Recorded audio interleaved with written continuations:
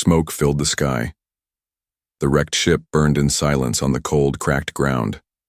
The sun was low, casting long shadows across the broken trees. From the twisted metal, something moved. A hand, then another.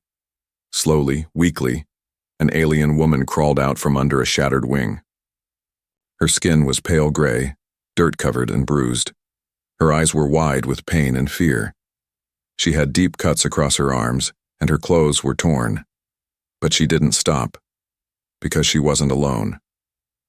Pressed to her chest was a small alien baby, no older than a year.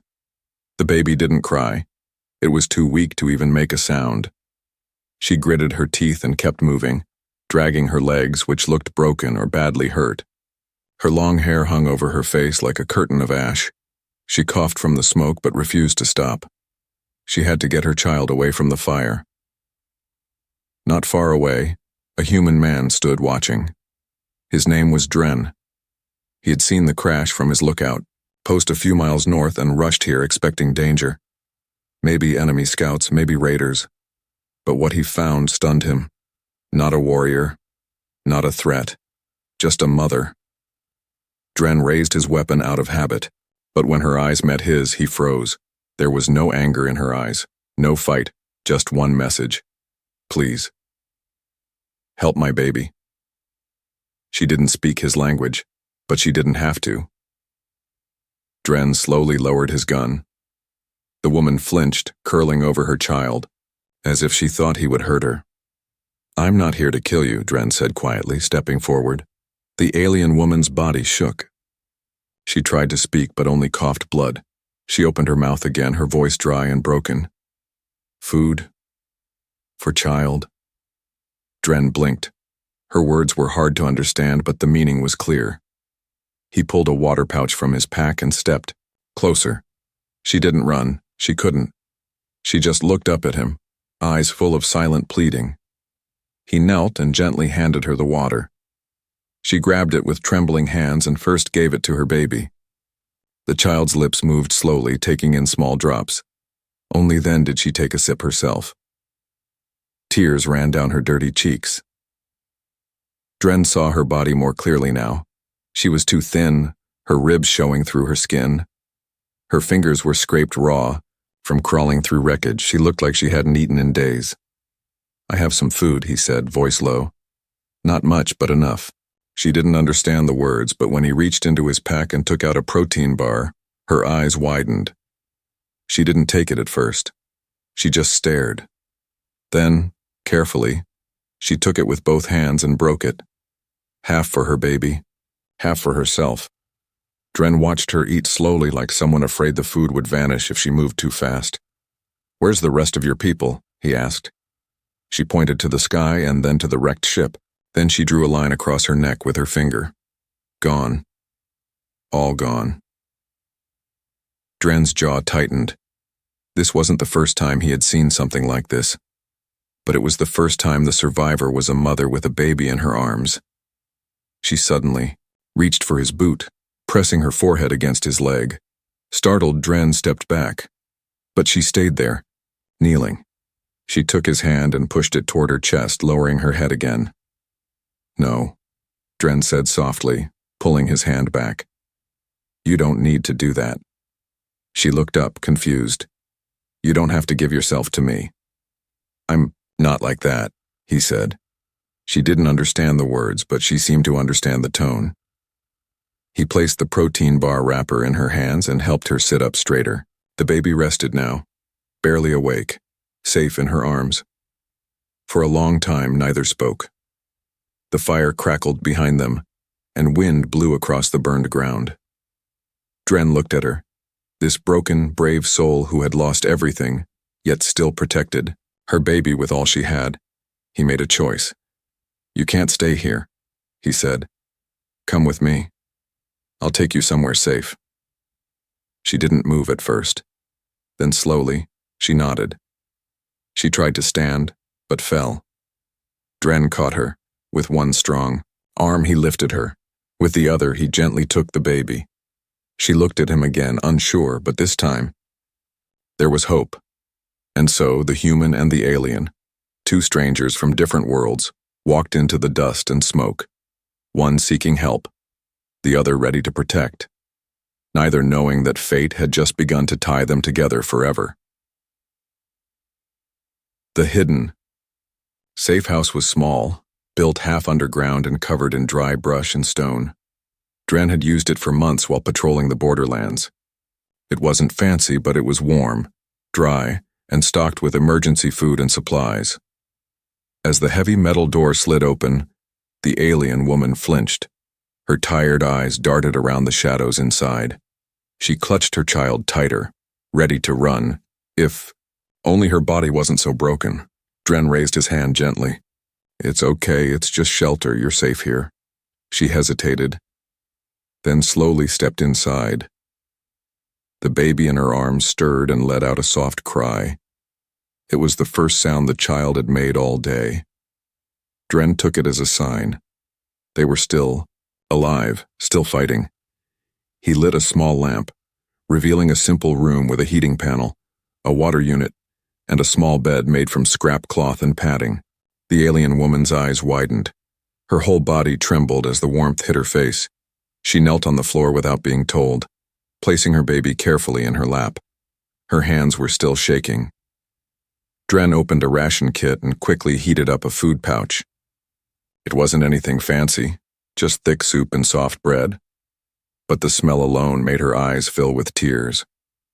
He handed her the tray slowly, but she didn't take it. Instead, she pushed the food toward her baby first. She tore the bread gently, into small pieces, dipping it into the soup and feeding it little by little. The baby chewed weakly but kept eating. Only then did the mother allow herself a bite. Her hands covered her mouth after the first taste. Her chest shook. She was crying. Dren looked away to give her privacy, pretending to check the supplies.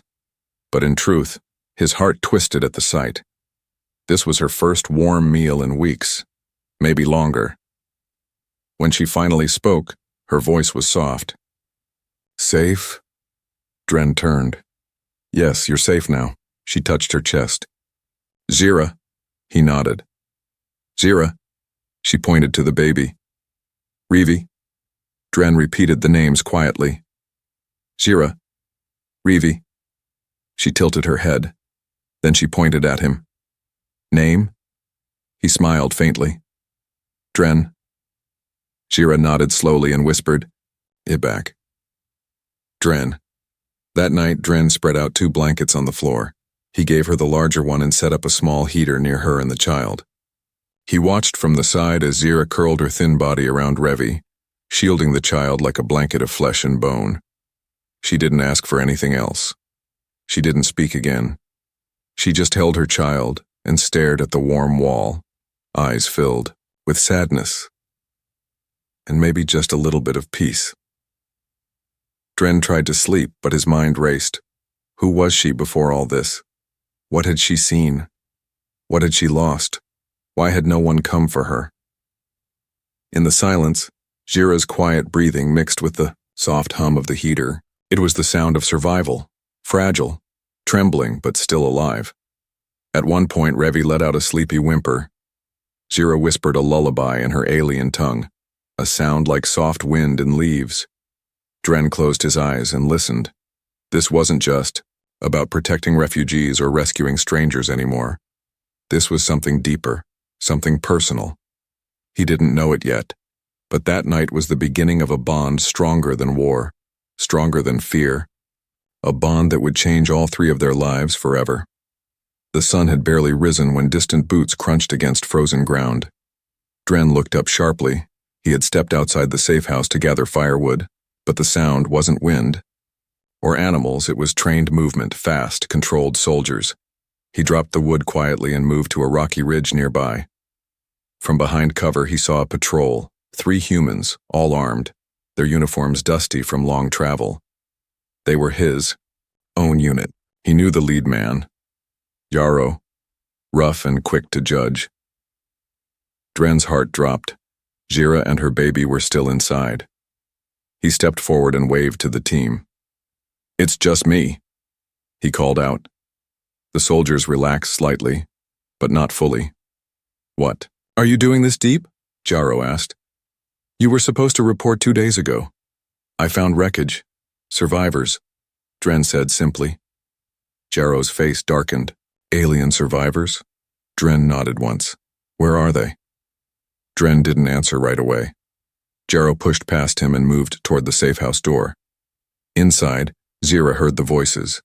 She had just managed to feed little Revi and was cleaning the child's face with part of the blanket. But the moment she heard the unfamiliar footsteps, her whole body froze. Another man's voice. Not Dren. Not safe. Terror returned to her eyes. She gathered Revi quickly and backed into the corner of the room. Her hands shook. Her breath became fast and shallow. The door opened with a metallic hiss. Zira screamed softly and tried to shield Revi with her body. The blanket fell. Jaro stepped in and saw her. His hand moved to his gun instantly. Back! Move away from the child, he barked. Zira didn't understand the words, but she understood the tone. She cried out and fell to her knees, trembling. Dren ran in behind Jaro. Stand down, he shouted. She's not a threat. She's still one of them, Jaro growled. Zira crawled toward Dren on her knees, her eyes wide with panic. When she reached him, she grabbed his leg with both hands and pressed her forehead to his boot, just like she had done on the first day. Dren looked down at the broken woman who had begged only for food for her child, and then looked up. She's under my protection, he said firmly. Jaro scoffed. You serious? You're protecting an alien? She's a mother, Dren said. Her ship was attacked, her people are dead. She didn't even ask for help. She just asked for food for her baby. She could still be dangerous, one of the other soldiers added. She had 100 chances to hurt me. She never did. Zira didn't speak. She stayed low, arms around her child, eyes never leaving Dren. Jaro looked at the scene. This strange bond between a battle-hardened soldier and a trembling alien. Woman, he sighed. You'll answer for this when we return. Dren nodded. Then I'll return with her, and her child. Jaro shook his head and stepped outside. Dren knelt beside Zira. It's okay. They won't harm you. Not while I'm here. She looked up slowly. Her hands, once cold and begging, were now clinging, like she finally believed someone could protect her. She gently whispered, Dren. That one word held everything. Trust, fear, and hope. And Dren silently made a promise, to himself.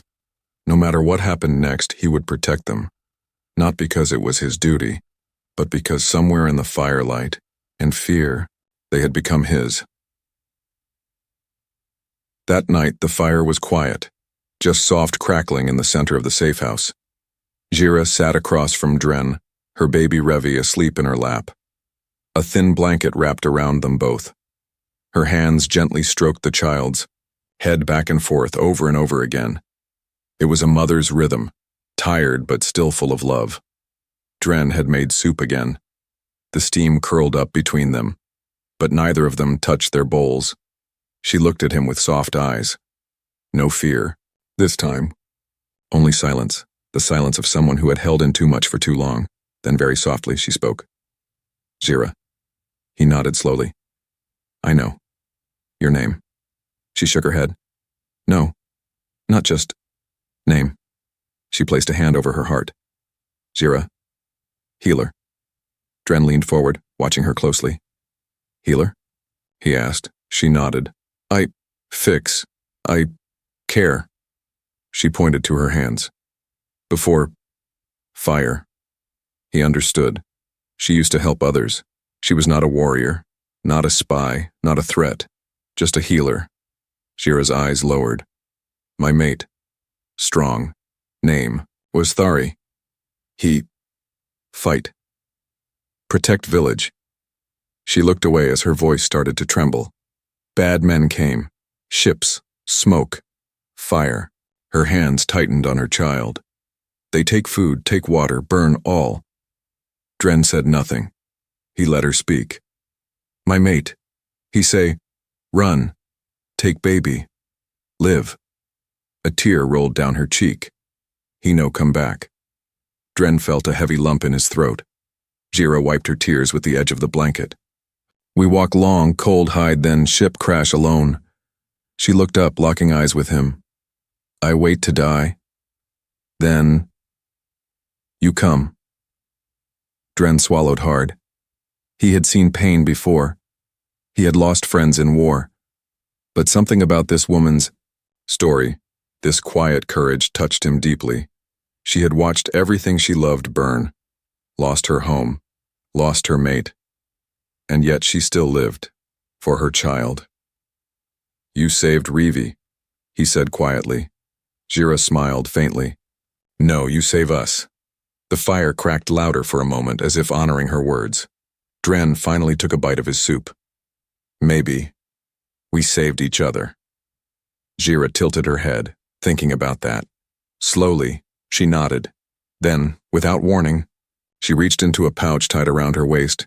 She pulled out something small and glowing. A tiny carved crystal. It shimmered with a soft blue light.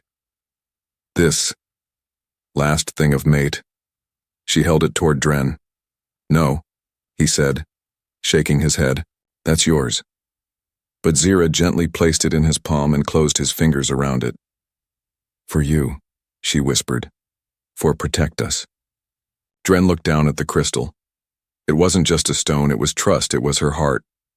Jira didn't say more. She just leaned back against the wall, holding her baby close. Her eyes closed slowly, lips moving in a quiet, alien prayer. Dren watched her for a long time. Something inside him was changing. He didn't know her world. He didn't speak her full language. But in this small, broken safe house, under the quiet stars, he knew one thing for certain. He would not leave her behind.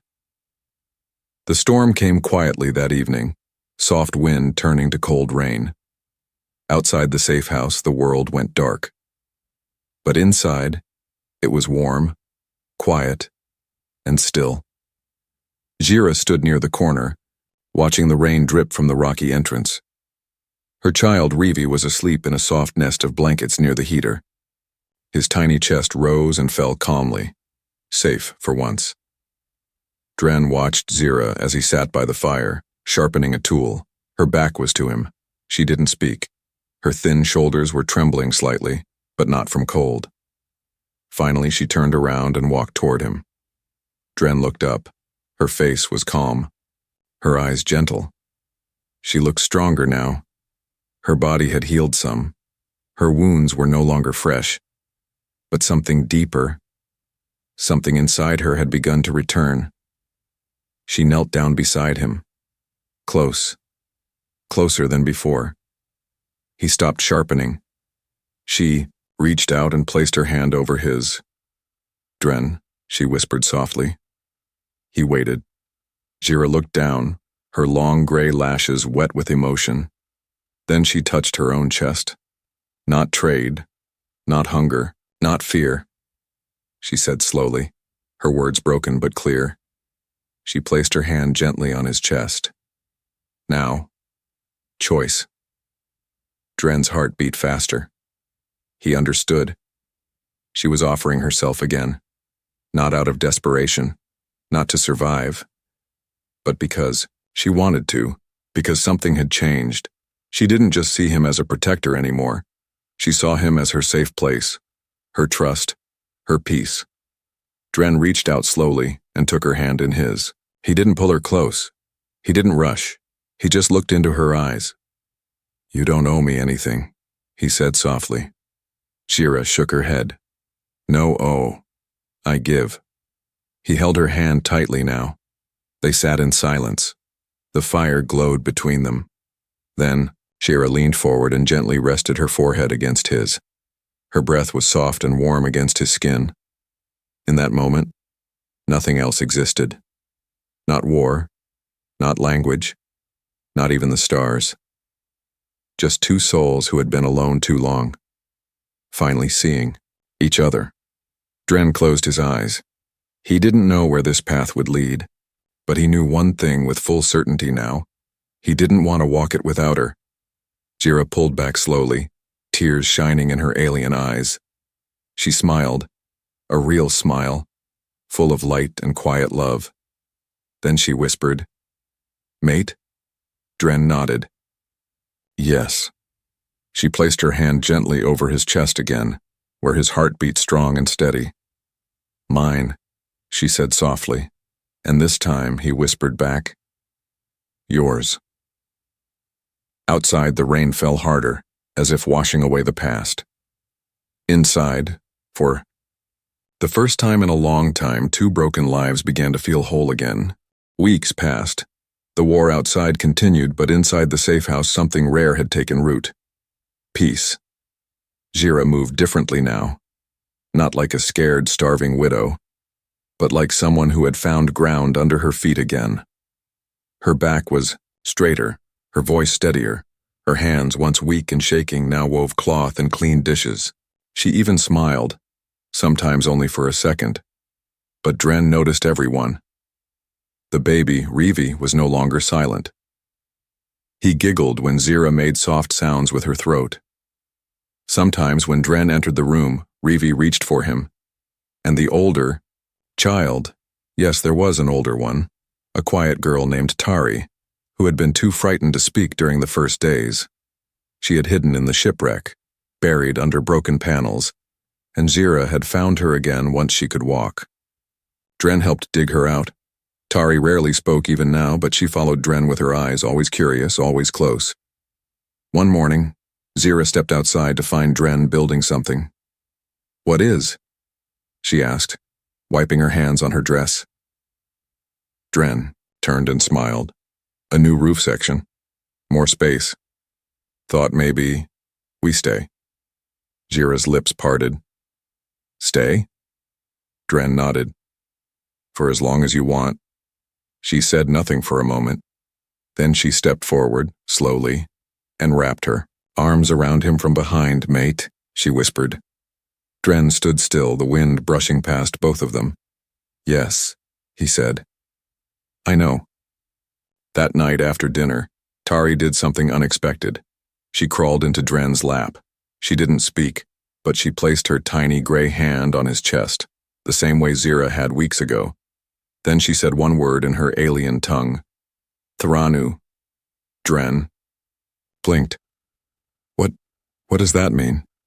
Jira, sitting across from him with Revi in her arms, answered softly. "It means father." Dren's breath caught. He looked down at Tari. She leaned her head against his chest, calm and safe. Jira watched silently, her eyes filled with something deep and quiet, something sacred. "Is okay?" she asked, almost afraid. Dren nodded, arms wrapping around the small child gently. "Yeah, it's more than okay." That night, Zira laid beside him in the soft bed they had made from old blankets and gear bags. Revi slept between them. Tari lay on the other side, curled up near the heater. "Dren?" Zira whispered. You fix broken." He turned toward her. "No, you survived broken." She touched his face with both hands. "We fix together." He kissed her forehead and closed his eyes. Outside, the wind blew across the lonely world. Inside, there was warmth, family, and something he never thought he'd find out here at the edge of nowhere. Home. Not because of walls or beds or meals, but because someone called him mate, and two little voices had begun to call him father.